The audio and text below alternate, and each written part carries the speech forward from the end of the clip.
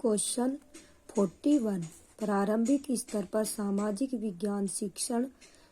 Option A प्रेक्षण व वर्गीकरण के कौशलों का विकास करता है।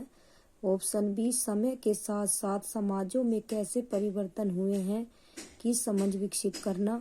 ऑप्शन सी लोगों की सामाजिक एवं आर्थिक समस्याओं की समझ विकसित करना। इसका आंसर ए बी सी तीनों होगा। वो उपयुक्त विकल्प को चुने।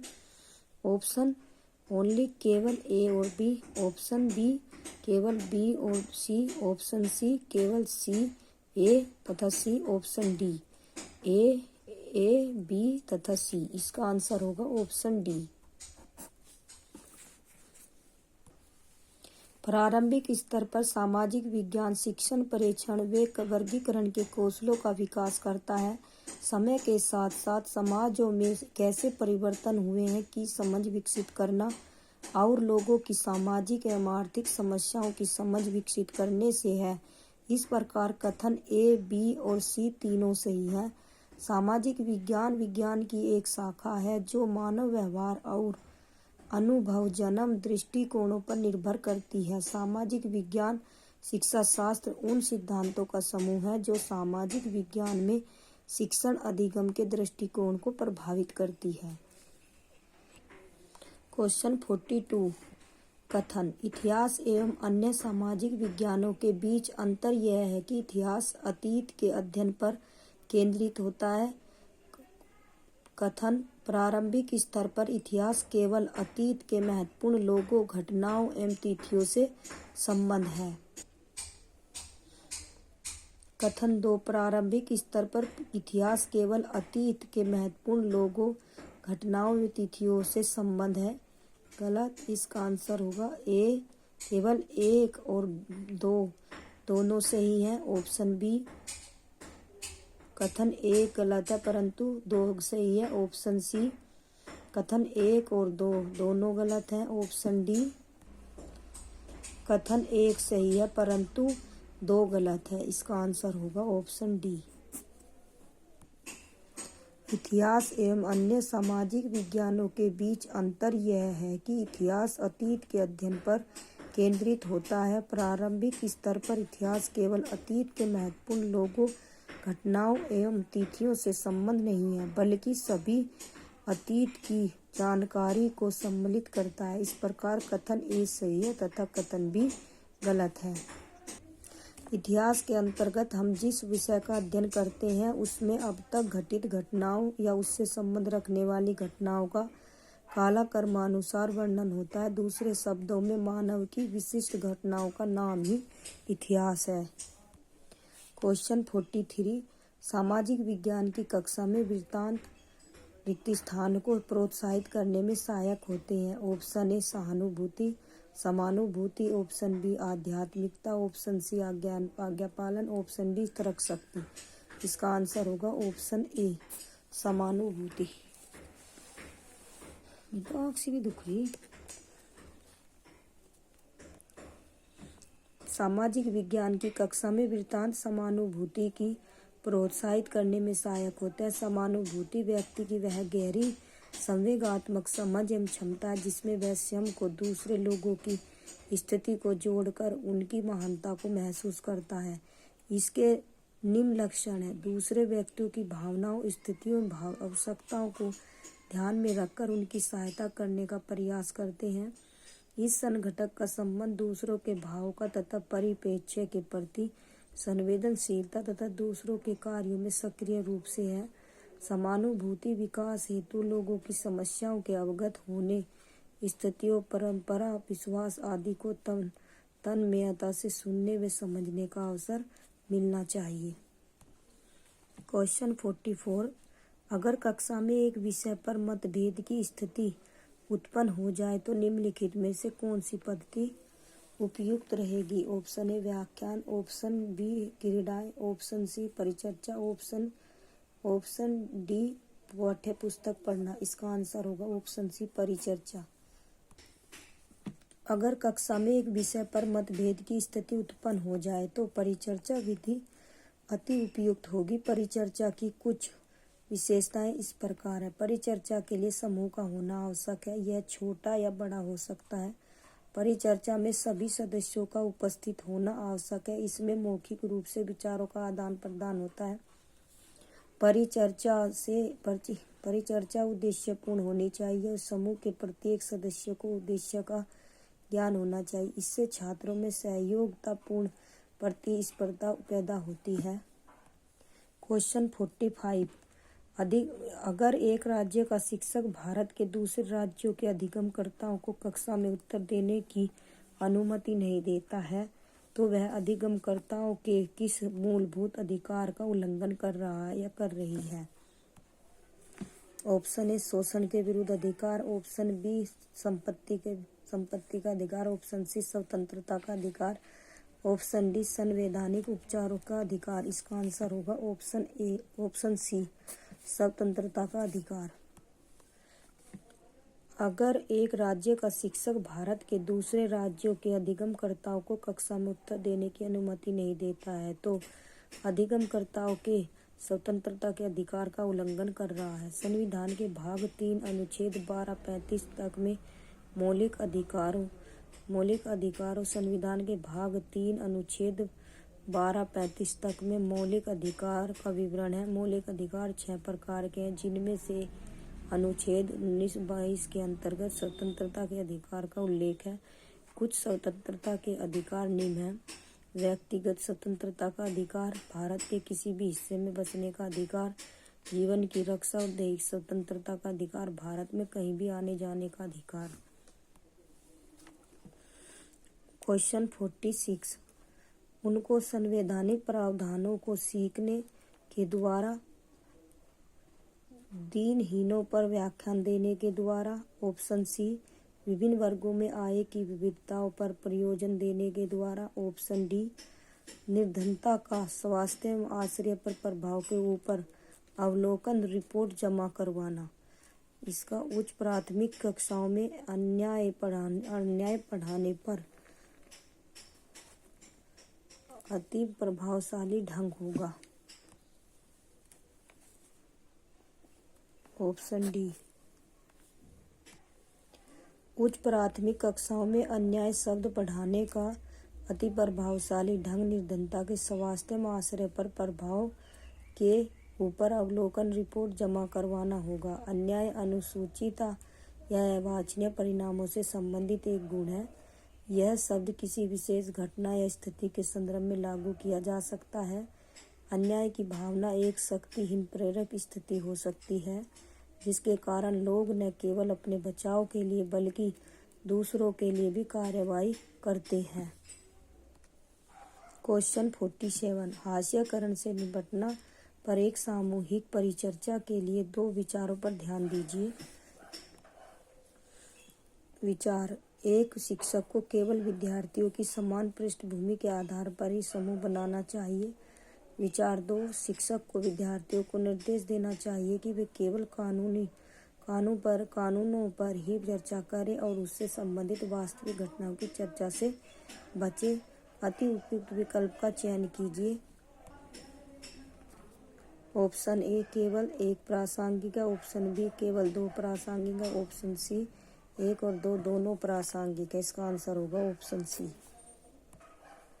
हास्यकरण से निपटना पर एक सामूहिक परिचर्चा के लिए एक शिक्षक को केवल विद्यार्थियों की समान पृष्ठभूमि के आधार पर ही समूह बनाना चाहिए। शिक्षक को विद्यार्थियों को निर्देश देना चाहिए कि वे केवल कानूनों पर ही चर्चा करें और उससे संबंधित वास्तविक घटनाओं की चर्चा से बचें। इस प्रकार हास्यकरण से निपटना विचार 1 और विचार 2 दोनों ही प्रासंगिक हैं। क्वेश्चन 48 निम्नलिखित कथनों पर विचार करें और सही विकल्प का चयन करें।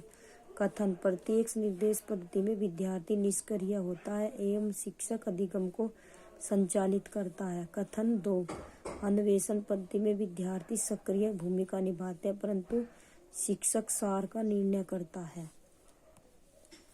ऑप्शन ए कथन 1 गलत है परंतु बी सही है। ऑप्शन बी कथन 1 और बी दोनों सही गलत है। ऑप्शन सी कथन 1 सही है परंतु कथन 2 गलत है। इसका आंसर होगा ऑप्शन सी। प्रत्यक्ष निर्देश पद्धति में विद्यार्थी निष्क्रिय होता है एवं शिक्षक अधिगम को संचालित करता है। अन्वेषण पद्धति में विद्यार्थी सक्रिय भूमिका निभाता है परंतु शिक्षक सार का निर्णय नहीं करता। अन्वेषण पद्धति में विद्यार्थी सक्रिय भूमिका निभाता है परंतु छात्र सार का निर्णय करता है। इस प्रकार कथन 1 सही है और 2 गलत है। शिक्षण हमेशा एक नियोजित व्यवहारात्मक गतिविधि होती है और यह शिक्षकों द्वारा नियंत्रित होती है। क्वेश्चन 49 ग्रामीण क्षेत्र में हास्यकरण पर एक फिल्म दिखाने और परिचर्चा से होने वाले सर्वाधिक उपयुक्त अधिगम प्रतिफल का चयन कीजिए। विद्यार्थी रिक्त स्थान सक्षम होंगे। ऑप्शन ए ग्रामीण जीवन की विशेषताओं को पहचानने में। ऑप्शन बी ग्रामीण क्षेत्र शोषण के स्थान होते हैं या समझने में। ऑप्शन सी जन चेतना को विकसित करने में। ऑप्शन डी हास्यकरण तक ले जाने वाले घटकों को पहचानने में। इसका आंसर होगा ऑप्शन डी। ग्रामीण क्षेत्र में हास्यकरण पर एक फिल्म दिखाने और परिचर्चा से होने वाले सर्वाधिक उपयुक्त अधिगम प्रतिफल का चयन विद्यार्थी हास्यकरण तक ले जाने वाले घटकों को पहचानने में सक्षम होंगे।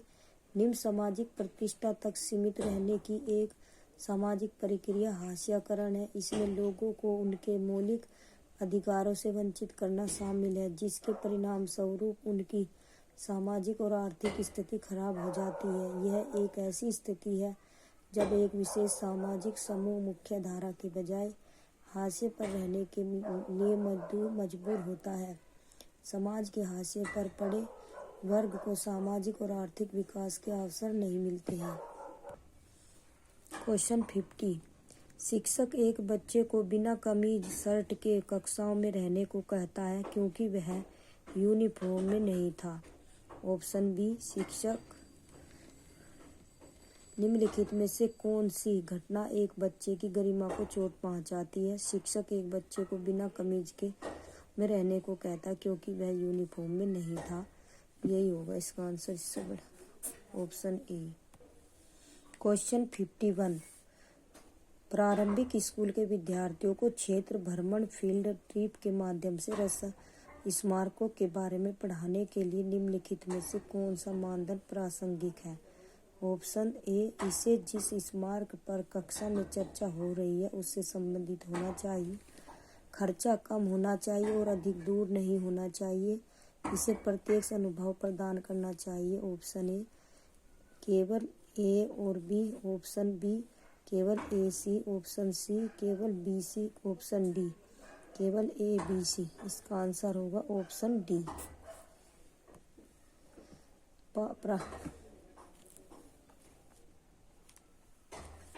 प्रारंभिक स्कूल के विद्यार्थी को क्षेत्र भ्रमण फील्ड ट्रिप के माध्यम से स्मारकों के बारे में पढ़ाने के लिए निम्न मापदंड प्रासंगिक है।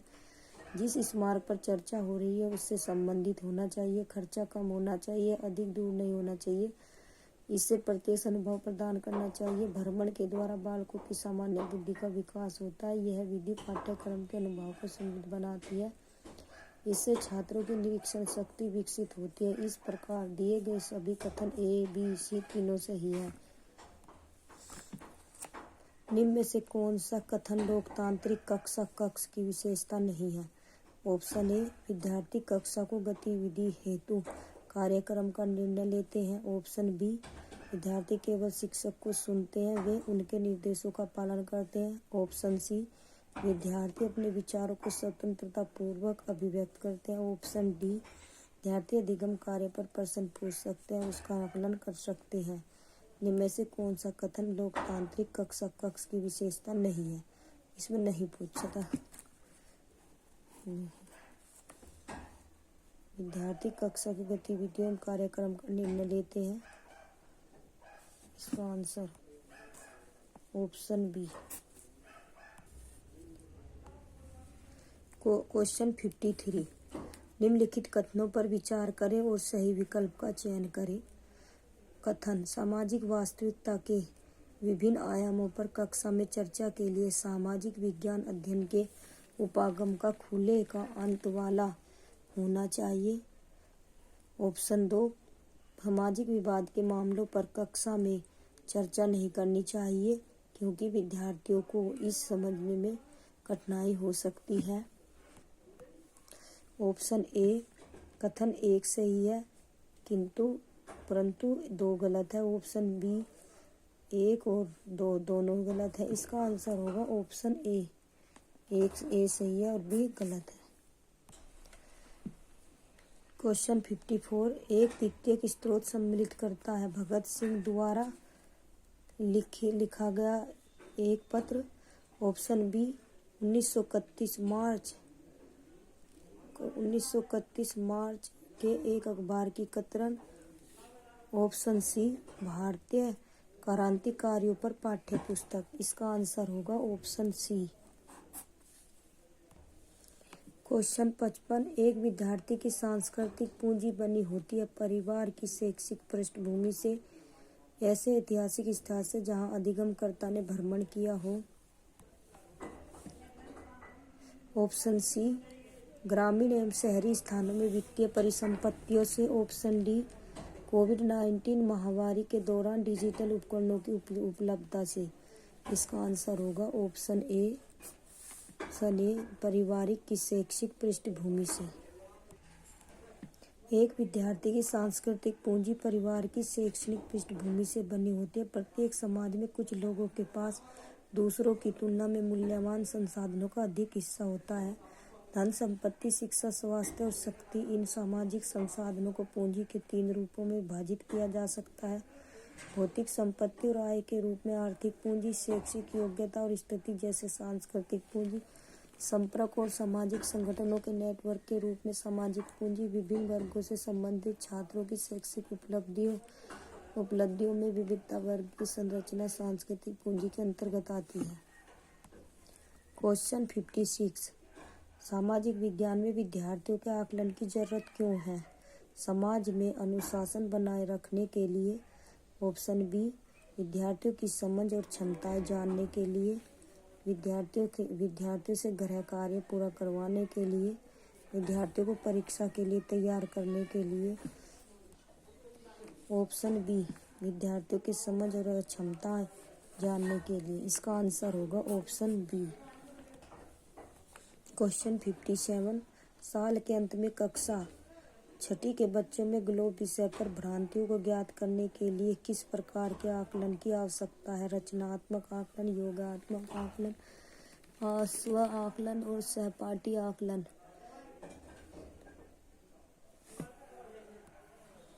इसका आंसर होगा ऑप्शन बी, योगात्मक आकलन। साल के अंत में कक्षा 6ठी के बच्चों में ग्लोब विषय पर भ्रांतियों को ज्ञात करने के लिए योगात्मक आकलन की आवश्यकता है। योगात्मक आकलन की कुछ विशेषताएं निम्न है: पाठ्यक्रम वर्ष या कार्यक्रम के अंत में छात्रों के ज्ञान और अर्जित कौशल का मापने के लिए योगात्मक मूल्यांकन आवश्यक है। योगात्मक आकलन अपने आप को, अपने छात्रों को उनकी ताकत की पहचान करने और उन्हें कमजोरियों को जानने और उन्हें हल करने में मदद करने के लिए सशक्त बनाता है। यह छात्रों की ताकत और कमजोरियों को निर्धारित करने में भी आपकी मदद करता है। विकास रणनीतियों को लागू करने के लिए व्यावहारिक तंत्र विकसित करता है। क्वेश्चन 58, निम्नलिखित प्रश्नों में से कौन सा प्रश्न विद्यार्थियों की विवेचना क्षमताओं का पता करना चाहिए? ऑप्शन ए, भिन्न भिन्न स्थानों पर वनस्पति की संघनता और प्रकार में भी परिवर्तन होता है, क्यों? ऑप्शन बी, उष्णकटिबंधीय सदाबहार वन में आमतौर पर पाए जाने वाले दृढ़ काष्ठ वृक्षों के नाम बताएं। ऑप्शन सी, शंकुधारी वन के उपयोग का वर्णन कीजिए। ऑप्शन डी, कंटीली झाड़ियाँ कहाँ पाई जाती हैं? इसका आंसर होगा ऑप्शन ए, भिन्न भिन्न स्थानों पर वनस्पति की संघनता और प्रकार में भी परिवर्तन होता है, क्यों?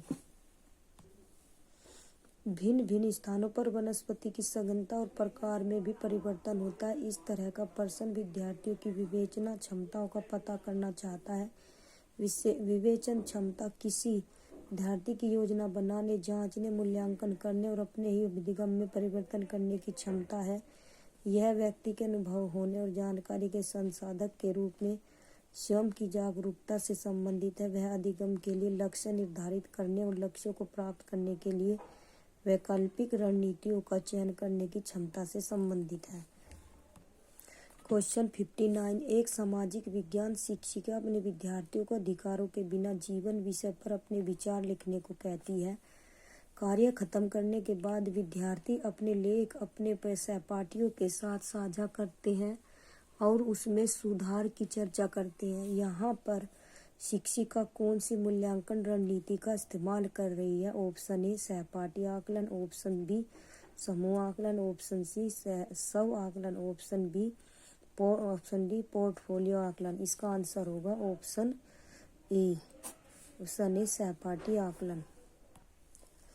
एक सामाजिक विज्ञान शिक्षिका अपने विद्यार्थियों को अधिकारों के बिना जीवन विषय पर अपने विचार लिखने को कहती है।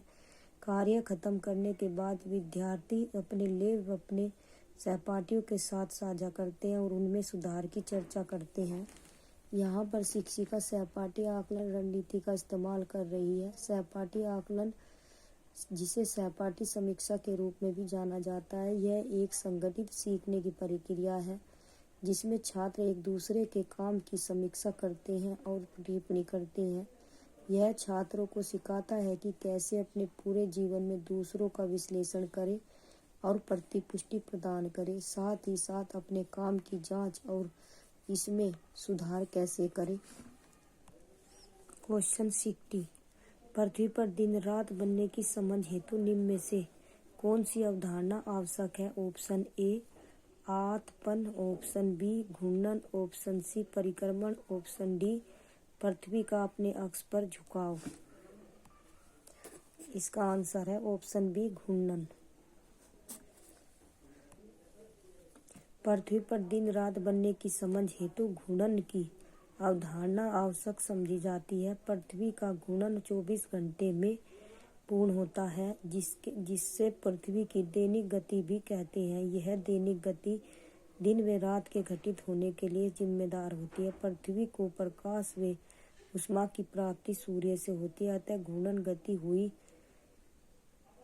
पृथ्वी के प्रत्येक भाग में एक निश्चित अवधि के लिए सूर्य का प्रकाश पहुंचता है। पृथ्वी की गति दो प्रकार की होती है, घूर्णन और परिक्रमण।